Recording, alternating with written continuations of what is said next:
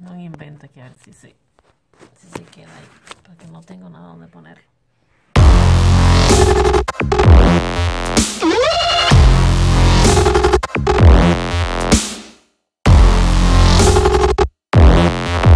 Estamos hidratados.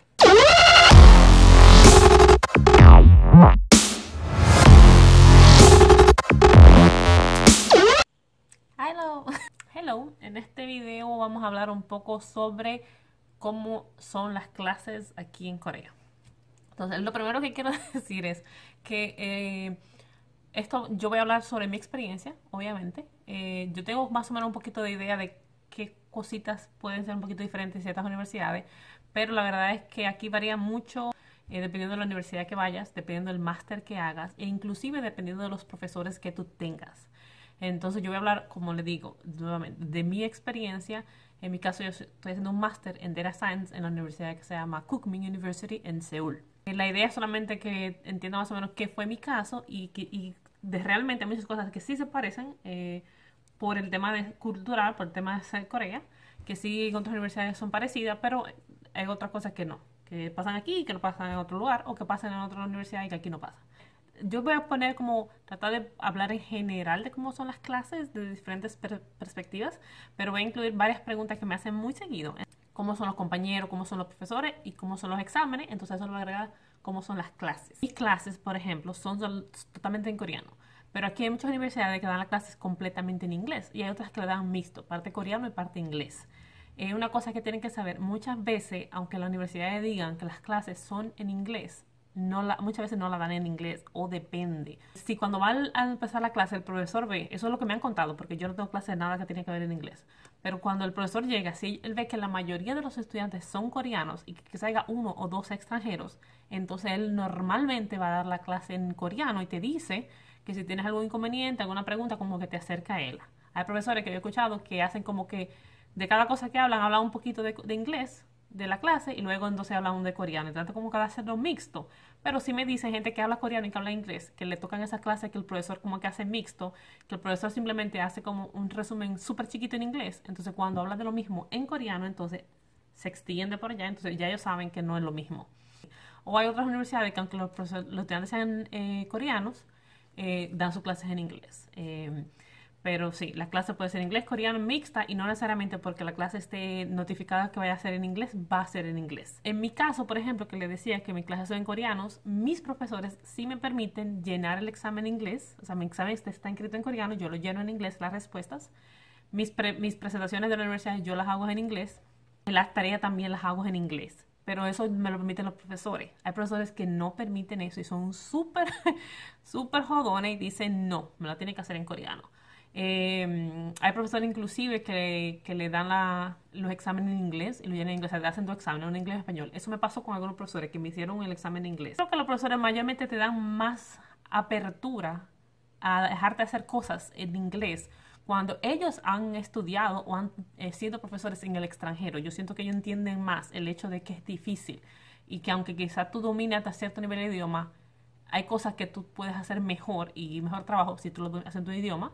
Y también porque hay muchas veces que los profesores en sí no tienen buen dominio del idioma. Si un profesor no sabe mucho inglés, a él mismo se le hace difícil corregirte algo que él no entiende. Lo que yo recomiendo, o por lo menos lo que yo hice, fue que cada vez que yo tenía una clase nueva, el primer día de clase, al finalizar la clase, yo hablaba con mi profesor y yo le decía, mira, yo estoy aquí, yo no hablo mucho coreano y yo puedo hacer las tareas, yo le explicaba, puedo hacer las tareas en inglés y ellos me decían si podía o no podía. Y obviamente antes del examen yo siempre se los recordaba. Si las clases son de 7 a 10, normalmente, o por lo menos en mi experiencia, la clase la dan de 7 a 10. Eso de que el profesor llegó tarde, eso aquí, eso está mal, eso no se usa. Eso de que el profesor despachó temprano, eso aquí no se usa. De hecho, me pasa más común que el profesor coja más tiempo. Yo he tenido clases que son de 7:30 a 10 de la noche y a las 11 de la noche todavía el profesor está como el primer guandul. Eso es habla. Entonces aquí normalmente el profesor cogen o su tiempo exacto o cogen más. Me pasó solamente con un profesor que la clase era de 7:30 a 10 y él no despachaba a las 9:30. Un profesor me pasó. Las tareas, aquí se deja tarea toda la santa semana. Aquí, o sea, eso de que no hay nada que estudiar, no, eso nunca, a mí no me ha pasado. digo de nuevo, toda mi carrera. Entonces aquí hay una cosa que se llama eCampus, que es una página de la universidad, una sección que es como si fuera tu propio portal, y ahí es donde el profesor sube la tarea, normalmente. Por lo menos en mi carrera los profesores no nos dejan tarea de que, estudianse tal cosa, para tal no. Eso él sube como normalmente, tiene que subirte cerca de 3 o 4 días antes de la clase, te suben esa información a ese portal. Entonces, hay profesores que lo que suben es como 2 y 3 horas antes de la clase. O sea, que uno a veces, si la persona subió, uno está ahí, chequeando cada rato, actualizando la página hasta que ese hombre o esa señora, esa mujer, en mi caso solamente había una profesora femenina, los demás eran varones, hasta que ellos publiquen la clase que van a dar. Entonces, para mí es más difícil porque como la clase mía son en coreano, esa es una de las ventajas en ese sentido, y a veces de ventajas si el profesor se tarda en publicar, que me hace más fácil el yo poder entender o yo poder por lo menos seguir un poco el hilo de la clase. Porque como ellos publican esa información en el internet, en la página, en el eCampus, que está en el internet, de la página de la universidad, yo descargo eso cuando lo publican a tiempo, que 2 o 3 días antes de la clase, y yo puedo traducir todo eso, yo lo traduzco, a veces son hasta 100 diapositivas, y yo traduzco todo, o si no tengo tiempo para traducir, lo que hago es que compro los títulos, busco en internet los títulos, veo de qué trata, trato de ver en inglés, que explica más o menos ese tipo de cosas, los conceptos. A veces tienen ejercicio ahí, hago los ejercicios y trato como de avanzar lo más que puedo antes de la clase para cuando va a la clase en sí, entonces ahí es que más o menos entiendo un poco. Si yo no revisé mi material, no entendí nada, o sea, fui a perder mi tiempo para esa clase. Los profesores suben ahí, entonces, por ejemplo, sube su material, uno va al día de la clase, a los 2 días le toca la clase, uno va a su clase. Normalmente los estudiantes llegan faltando como 5 minutos para la hora. Si la clase es a las 7 de la noche, faltando 5 para las 7, tú ves el reguero de estudiantes que viene. O a veces faltando 3 minutos para la hora, viene todo. Y el profesor llega a la justa. Si la clase es a las 7 está siempre pasando por esa puerta. Entonces, mi teoría es que ellos se esconden. En una esquinita ellos se esconden y ellos dicen, ya. Y salen corriendo para llegar a la hora, porque eso no es normal. El profesor da toda su clase con el material ya que él ha subido, y la tarea la sube también de una vez. O sea, cuando tú te vas de esa clase, nuevamente esa misma noche o al día siguiente, él sube un documento y ahí da la tarea y tiene que hacerla nuevamente para entregarla en la siguiente clase. Aquí se deja la tarea, por lo menos en mi caso, se deja todas las tareas toda la semana y se entrega para una semana, normalmente. Hubo una clase que hubiera una tarea que nos la dejaron para 2 semanas. Y la tarea también se entregan, a veces se entregan, depende del profesor, pero muchas veces se suben directamente por el mismo portal. Entonces el portal uno lo tiene que estar revisando y tiene como 3 líneas por la materia que tú tienes, entonces le das un clic y ahí está toda la tarea que han dado, todos los materiales de la clase. A veces le hacen anuncios si van a decir cuando va el examen midterm, el examen de tiempo parcial, o si el examen final, o qué es lo que van a hacer. A veces se crean grupos y también ahí tú puedes ver los grupos que se crearon de estudiantes, o que todo está ahí. Preguntan de que si los exámenes, como les digo de nuevo, va a depender mucho de la carrera. Yo he hablado con gente que tiene otros tipos de carreras en otras áreas muy distintas y a veces tienen cosas que como otro tipo de exámenes de ABC, qué sé yo, o no sé. Pero en mi caso, mis tareas son casi todas de desarrollar código, porque yo estudio Data Science, casi todos te ponen, por ejemplo, unas preguntas. Entonces en esa pregunta tú tienes que recolectar data, tienes que hacer esto, que hacer lo otro, que hacer unos modelos de predicciones, que no sé qué cosa, y todo eso con código normalmente en Python o en R. Otra tarea que me ponen a veces son... Hubo una materia que yo tomé, que la tarea a veces había que escribir unos ensayos. Siempre la tarea de él tenían 2 secciones, una que era de visualización y una sección que era de analizar un caso, lo que sea, como si fuera un business plan, que era relacionado muchas veces a la visualización, pero había que leer y había que escribir como un ensayo. Yo lo escribí en inglés por suerte, y siempre la tarea de él era como 10 páginas que había que entregar. Esos son para tareas. En los exámenes finales normalmente eran preguntas, eran como 10 preguntas por ejemplo, pero las respuestas normalmente eran códigos. O sea, tú tenías que hacer código, poner los datos, lo que sea, trabajarlo, y el resultado que te daba de eso era lo que tú ponías en el examen. O sea, que era con la computadora. A veces no se podía tener el internet, pero muchos exámenes eran con el internet abierto, porque eran de razonamiento. El profesor favorito de la vida lo tengo aquí en Corea, y mi profesor menos favorito, para ponerlo bonito, de la vida, también me tocó aquí en Corea. Esa es mi opinión. Entonces, bueno, tenía un profesor que me encanta porque se llama Yu Kyusnim. Kyusnim es profesor y Yu me lo encuentro funny porque ese es su apellido. Entonces me dio 2 materias con él. Una fue introducción a Python, que de hecho no me la cuentan porque nosotros se supone que tenemos que saber Python, pero yo no sabía. Entonces yo me incluí en esa, se la cogí extra con ese profesor, me encantó. Y luego cogí con él text mining. Entonces los exámenes de él eran, él te ponía, por ejemplo, a las 3 de la tarde de tal sábado, ese era el examen final. Y tú lo hacías donde tú quisieras. O sea, tú no tenías, ese no se la clase. Yo vine aquí al laboratorio, me conectaba, o lo hacía desde mi dormitorio, me conectaba, entonces a la hora que, si el examen era de 3 a 4, a las 3 tú punchabas el link desde la página del eCampus, tú punchabas un link, ¡pop! Y eso te tiraba 10 preguntas, por ejemplo. Entonces las preguntas eran, esto, lo otro, y la mayoría de cosas era con código. Entonces tú abrías donde tú trabajaras, tu código ahí, tú tenías el internet abierto, tú podías buscar el libro, lo que sea, siempre ni siquiera estaba ahí. Entonces tú hacías tu cosa, y de hecho, yo recuerdo que cuando yo cogí la primera clase con él, que era de Python, yo dije, yo pensé que me había quemado, o sea, yo dije, me quemé, porque eran tanta divina pregunta, y el tiempo no me daba eso ahí, matar, y vuelta loca, y eso, y lo otro, y al final yo no hice toda la pregunta. Y me fue bien, pasé en año, me quedé sorprendida. Y de hecho, el text mining, que fue la otra clase con el que ya yo le cogí los truquitos, más o menos sabía más o menos las cosas que le gustaban, entonces ya la pasé con Amas. Entonces no me encanta porque pasé la clase, sino que realmente el profesor era muy, muy bien preparado. Voy a hablar de eso, de los profesores. Muy bien preparado y yo entendía totalmente todo. A pesar de clase en coreano, es el único profesor que yo le entendía todo.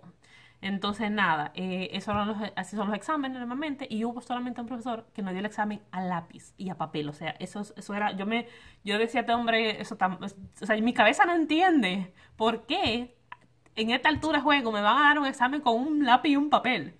Entonces, nada, ese profesor le gustaba la antigüita, entonces él era lápiz y papel. Esa era muy difícil también, porque esa clase era yo cogí dos clases con ese profesor, una de Machine Learning y otra era de Deep Learning.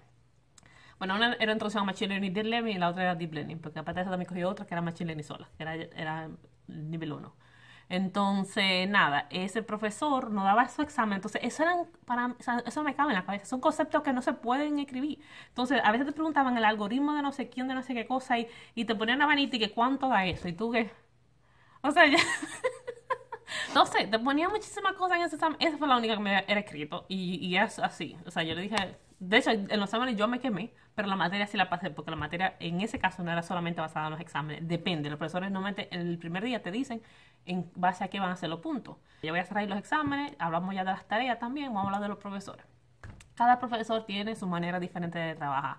La verdad que yo no sentí, por lo menos en mis profesores, yo no sentí que había un patrón a que los profesores son así o que son así. Yo siento que mis profesores eran totalmente distintos. Y de hecho yo lo tengo en categoría desde el mejor hasta el menos mejor.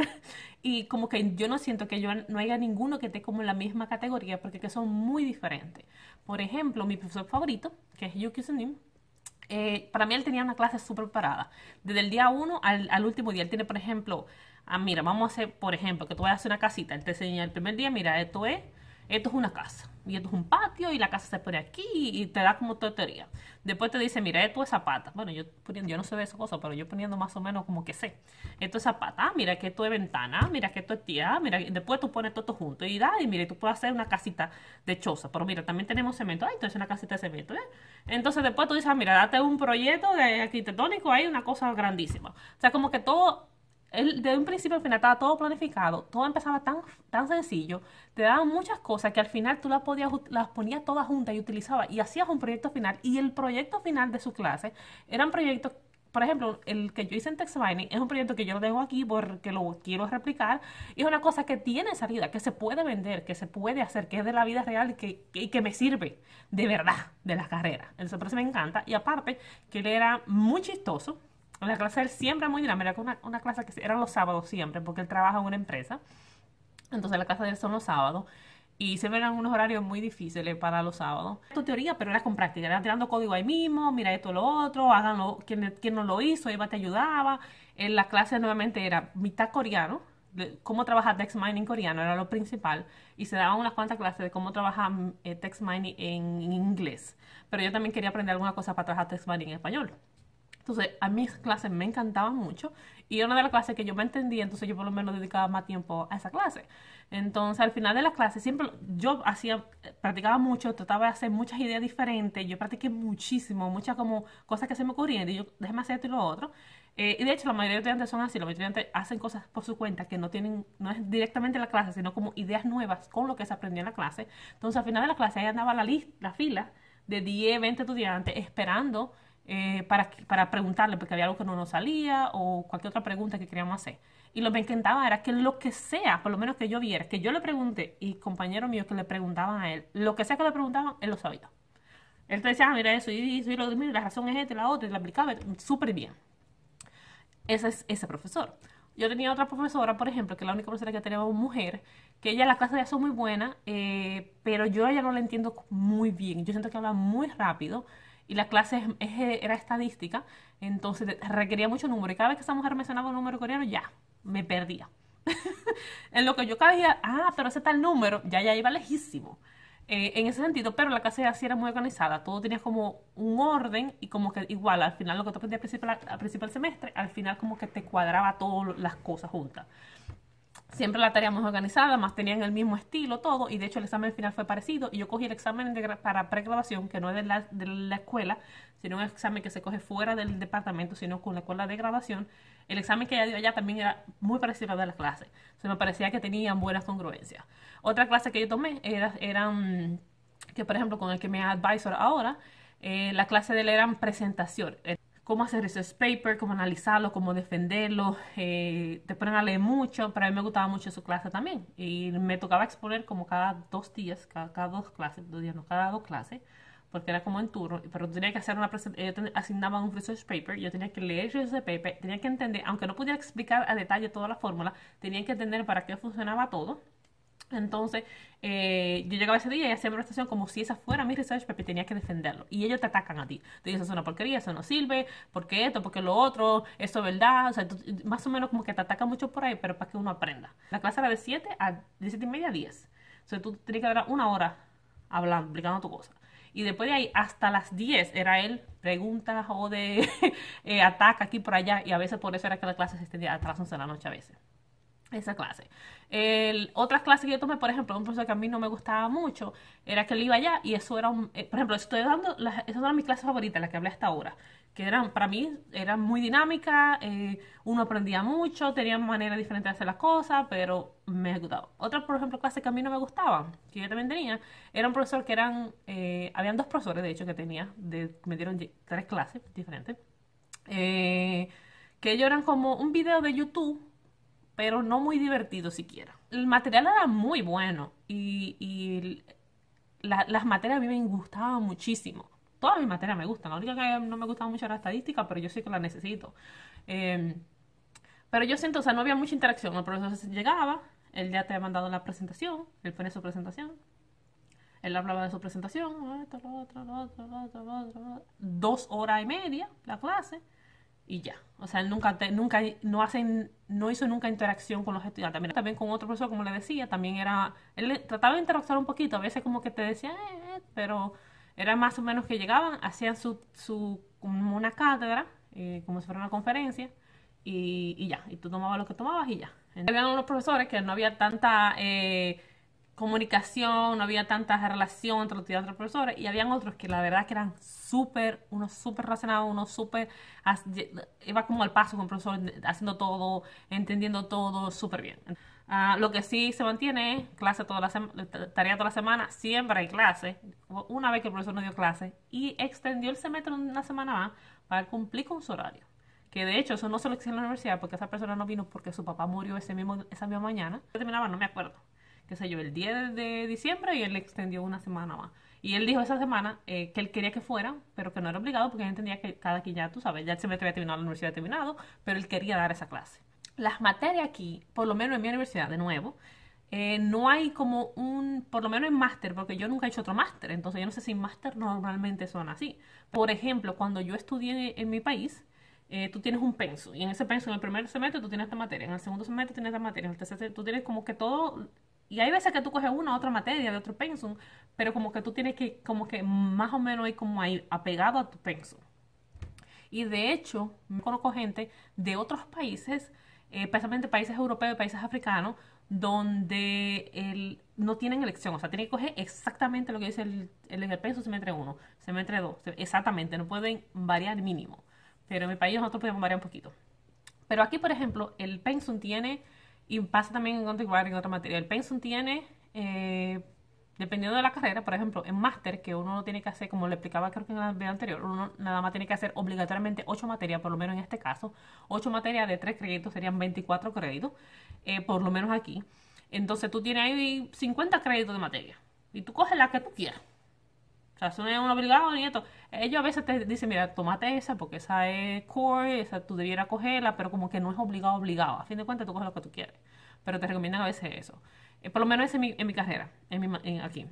Y otra cosa que no tienen como un orden. Por ejemplo, yo llegué a este semestre y las materias que estén dando, yo cojo de las que están ahí dando, cojo, normalmente aquí te ofrecen como 5, en mí, porque la universidad es muy pequeña, hay universidades que te ofrecen 10, y de ahí tú coges 3. Entonces, como que tú puedes coger, por ejemplo, a veces eso es bueno, a veces es malo. Por ejemplo, el lado bueno, que tú puedes coger exactamente la materia que tú quieres. Si hay materias que a mí no me gustan, yo no la cojo. Y de hecho, por ejemplo, todavía, cuando uno estudia, por ejemplo, en undergraduate, yo siento que como que ellos tratan de hacer como una base en algo, pero hay demasiada materia así, como regada, pero eso como para darte una idea, mira, todo ese mundo existe y tú puedes especializarte en todas esas áreas. O sea, yo siento que todavía en Data Science, por lo menos como lo tienen estructurado aquí, todavía Data Science, ellos tienen como un core aquí, como un centro, que por lo menos yo creo que cada universidad, por lo menos lo que yo he visto, porque yo conozco gente que estudia Data Science o Big Data en otra universidad, todavía la universidad se enfocan como que en cosas particulares que ellos quieren. Entonces yo siento que ellos te dan como un chindeje aquí y todavía tú te puedes especializar más. Entonces yo siento que eso le da a uno la apertura de uno elegir qué te gusta más. Por ejemplo, en mi caso a mí me gusta mucho text mining y me gusta mucho machine learning y deep learning. Entonces yo trato de coger más materia por ese lado en vez de coger, por ejemplo, materia que tenga que ver con business relacionado a estadística. Yo nada más cogí una de estadística porque sentía que la necesitaba y todavía necesito más estadística, pero como que tú puedes elegir lo que tú quieres y te puedes ir a aprender lo que tú quieres realmente.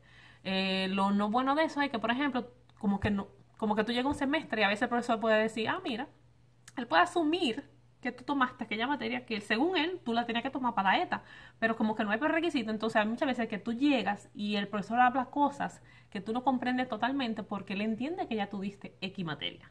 Pero no esas cosas nadie te lo dice, tú te das cuenta ya de porque tú estás en el charco. Entonces, en ese sentido, por ejemplo, y a veces, por ejemplo, en primer semestre se me hizo muy difícil porque los profesores a veces esperaban que tú hicieras una exposición o tú hicieras un proyecto, un trabajo con cierta calidad, pero a mí nadie me explicó nada de calidades. Yo le preguntaba, pero más o menos qué yo tengo que hacer porque yo estaba nula.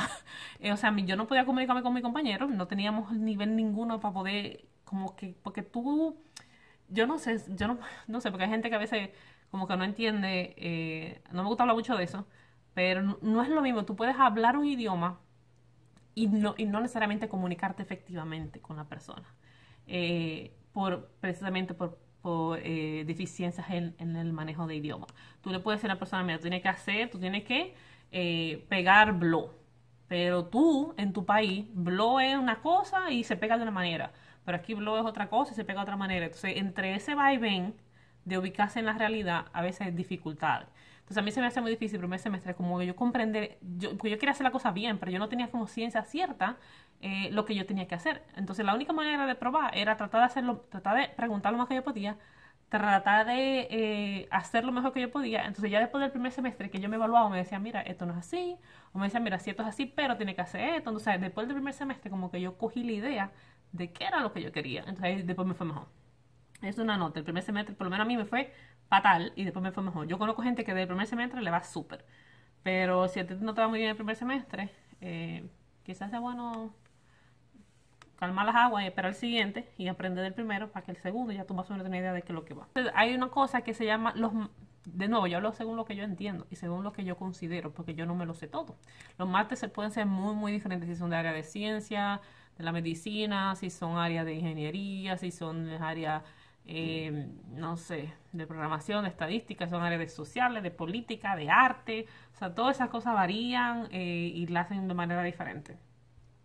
Ahora, por lo menos mi máster es un máster que no es tan teórico. Por ejemplo, hay máster que son muy teóricos, donde no se te dejan muchos proyectos, sino con mucho de leer, mucho de escribir, que son como más como parecido a lo que yo viví cuando yo hice mi carrera de grado, que tú te sientas ahí, el profesor habla, tú escribes, haces la tarea a mano, a la libreta, estudia la libreta y tienes examen a la libreta, a la teoría. En mi carrera no es así. Entonces depende mucho de la carrera. Entonces mi carrera es una que es más práctica y de proyecto. De hecho, aquí se dividen los estudiantes en part-time y full-time, tiempo parcial y tiempo completo. Hay estudiantes que son jóvenes, nuevamente trabajan tiempo completo. Y siempre se les sugiere a los estudiantes que trabajen tiempo completo. Entonces, ¿qué es lo que se trabaja? Que yo siempre hablo de trabajo y la gente me dice, ¿qué es lo que tú trabajas? Yo no trabajo realmente así de trabajar en una empresa fuera, sino en la universidad. ¿Por qué? Porque yo tengo un laboratorio, que es lo donde estoy aquí, y yo tengo que venir aquí todos los días, pero a eso quiero hablar del laboratorio. Las maestrías que tienen laboratorio normalmente son maestrías, según yo, mucho más demandantes que las demás. Por ejemplo, la gente que no tiene laboratorio, aquí el semestre es de septiembre a diciembre, eso es un semestre, ese semestre de otoño se le llama, y de marzo del siguiente año a junio es el semestre de primavera. Entonces, desde diciembre, cuando tú sales a mitad de diciembre, hasta principios de marzo, eso es vacaciones. O se le llama semestre de invierno en el invierno y semestre de verano en el verano. Esos son semestres cortos, que si tú quieres puedes tomar clases, pero casi yo no conocí a nadie que coja clase ahí. Que sea profesores que tienen como si fueran unos, yo no sé, yo le llamaría como unos mastermind, una cosa así, que son como, ellos van y hablan como temas particulares y te ponen asignaciones, pero asignaciones son como de leer papers, dialogan papers, y es como si fuera como un círculo de lectura y de compartir información científica. Y no te dan notas, tú sí tienes que ir, obviamente por respeto al profesor, pero no es una cosa como que si tú no vas un día como que te va a quemar, o sea, no tiene nada que ver con eso. O sea, no son clases realmente. Tú puedes coger clases realmente, pero la gente que yo conozco, yo no conozco a nadie que coja clases en invierno y en verano. Entonces, si tú tienes una máster regular, vamos a decir, un máster que no tiene laboratorio, un máster que es más teórico, tú vas a estar libre de la mitad de diciembre hasta marzo, libre. Y desde mitad de junio hasta septiembre, libre, completamente. Entonces tú ahí haces lo que tú quieras. La mayoría de gente no hace nada. Se la pasa gozando y está bien. Yo recomendaría estudiar un ching y gozar, pero bueno. Pero la gente que tiene laboratorio, que es lo que vamos a entrar ahora, que es como por ejemplo mi máster, nosotros tenemos que venir al laboratorio durante todas las vacaciones, igualmente. Entonces, y dependiendo de el tipo de laboratorio y de la exigencia, vamos a decir, que tenga laboratorio, tú tienes que venir más o menos. Por ejemplo, hay gente que tiene un laboratorio asignado, pero es solamente como si fuera un área de estudios opcional para que no tengan que ir a la biblioteca. Porque en este país la gente va a la biblioteca. Entonces, como la gente va a la biblioteca, la gente a veces tiene que hacer fila. A veces no hay espacio muchas veces en la biblioteca. Yo no sé porque yo nunca he ido a la biblioteca, pero me cuentan que no hay espacio, que tú tienes que apartar, que eso es un lío, que no puede durar muchas horas. Entonces es un tema. Entonces a veces en la universidad tienen como centro de estudio / laboratorio para los estudiantes, pero como que tú tienes como 2 o 3 mesas. Y si están libres, tú te sientas. Pero no es como que tú tienes tu lugar asignado. Entonces esa gente realmente no tiene un laboratorio, pero tiene un lugar particular que pueden ir. Y si quieren hacer como extras, pueden ir ahí. Entonces después están las otras 2 opciones, que son la gente que tiene el laboratorio casi obligado y la gente que tiene el laboratorio obligado. Entonces, en el caso mío, yo soy la gente que tiene el laboratorio casi obligado. Entonces, ¿cómo son esos 2 casos? La gente que tiene el laboratorio casi obligado, como yo, son gente que la universidad espera y los profesores esperan que tú vengas todos los santos días. De lunes a sábado, por lo menos, te espera. Pero, por ejemplo, si yo no vengo, ellos me preguntan a veces, pero no es que me van a regañar tanto. Yo puedo ver la hora que yo quiera y me voy a la hora que yo quiera. Ellos lo que esperan es que tú vengas todos los días aquí a estudiar. Tú tienes tu escritorio asignado, tienes tus libros, ellos nos compran libros. Todos los semestres me preguntan qué libros les hace falta para ver si pueden comprar. Y tenemos una pequeña biblioteca ahí y nos ponen los libros. Entonces, en el caso mío, por ejemplo, si yo no vengo, me van a sentar y me van a decir, mira, porque todo bien, tienes que venir, todo lo otro. Pero no es como que tengo una obligación así full fuerte. Entonces, en ese caso, durante las vacaciones va a depender. Ellos van a esperar que tú vengas, pero si tú no vienes, ellos te van a entender hasta que tú tengas asesor. Cuando tú eliges tu asesor de tesis, por ejemplo, en mi caso, yo elegí mi asesor de tesis hace un año ya. Yo estoy trabajando con él hace un año. Muchas veces tú puedes trabajar directamente tu tesis o puedes trabajar proyectos con él, pero esa persona va a estar como más así como es tu semi-jefe. Entonces, si tú tienes un asesor muchas veces, tú tienes que ir dependiendo ya lo que el asesor te diga, porque eso tiene como una mayor responsabilidad. Por ejemplo, en mi caso, yo empecé con mi asesor hace un año y él me dio una semana de vacaciones en el verano del año pasado. O sea, nosotros empezamos en mayo, sí, nosotros empezamos a finales de abril del año pasado, a trabajar juntos, él me dio solamente una semana en julio, me dio una semana de vacaciones porque yo se la pedí, porque yo tenía que ir a otra ciudad a tomar un examen. Yo dije, ya que yo voy para allá, yo me voy a dar unas vacaciones. Yo se la pedí, me dio una semana ahí, después eso seguido, y en diciembre me dio un mes para que yo estudiara para unos exámenes que necesitaba tomar. Me dio un mes libre, pero yo todas las demás vacaciones las trabajé y también trabajaba todo lo que era el semestre, aparte de las clases, por ejemplo. Entonces, eso no pasa a la gente que tenemos un laboratorio. Ahora, si tú tienes un laboratorio que es obligatorio, que yo conozco gente que normalmente la gente que tiene laboratorio obligatorio, la universidad le paga, porque normalmente están trabajando como activamente en proyectos de la universidad. No sé, porque yo no trabajo ahí, eso es lo que me han dicho. Entonces, yo conozco gente que le pagan, qué sé yo, $400 al mes, pero son gente que tienen que estar ahí de las 9 de la mañana, por ejemplo, fijo, qué sé yo, tienen de 9 a 7, perdón, fijo. Entonces, ya después de eso, normalmente se quedan más tarde, pero si a las 9 de la mañana no están ahí, ya lo están llamando y eso como fuera un trabajo. Los días feriados lo trabajan igualito muchas veces, o sea que depende. Entonces nada, el mundo del laboratorio es diferente, tienen que verificar qué tipo de laboratorio tienen y qué tan obligado. Eso fue lo primero que pregunté, porque a mí me gusta el mío, que yo yo trabajo mejor aquí, tenemos como la universidad como que nos da mucho apoyo y mucho soporte, pero no es como que tenemos la presión de que si yo un día no me siento bien y no quiero venir, o simplemente yo un miércoles no tengo clase, los amigos me invitaron para un lado y me voy y ya, o sea, no tengo problema. Esa parte me gusta. Normalmente los máster duran 4 semestres y normalmente se elige el asesor al final del segundo semestre para tú empezar a trabajar con él en el tercer semestre y en el cuarto semestre. Eso es lo normal, pero no importa. Hay gente que elige su asesor a veces en el primer semestre si ya tú tienes una idea o si ya tú quieres empezar a trabajar o lo que sea. En mi caso yo elegí el mío en el segundo semestre y empecé a trabajar con él el segundo semestre durante las vacaciones y luego el tercer semestre y ahora el último semestre. Hay gente que empieza, que lo elige por ejemplo el tercero, al principio del tercero. Normalmente al principio del tercero ya tú tienes que empezar a trabajar con él, porque tiene que muchas veces tienes que comenzar a ver ideas que tú tengas, tú tienes que comenzar a prepararle como propuestas, porque tú tienes que proponerle a él proyectos para empezar a trabajar y él tiene que aprobarlo. Entonces ahí se toma un tiempo, a veces el profesor tiene proyectos de él que tú le ayudes, o etcétera. Entonces ahí esa es la parte del asesor. Yo sé que tienen muchas preguntas relacionadas cómo son las clases, cómo son los profesores, cómo son las universidades, ese tipo de cosas. De nuevo, yo solamente le puedo hablar de lo que yo he vivido y de lo que yo he escuchado de gente que son cercanas a mí. Entonces, si tienen más preguntas respecto a eso, que yo entiendo que sí, porque yo no me hablo quizá muy general, entonces tú me la vas a poner en la cajita de información y cuando yo tenga una cantidad de preguntas, quizá en un mes, no sé, puedo hacer otro video con todas las preguntas que hagan si hacen preguntas. Si no hacen así muchas preguntas, quizá nada más incluya como respuesta a esa pregunta en el siguiente video, si no tienen más preguntas o nadie escribe nada. Arrivederci, sean felices.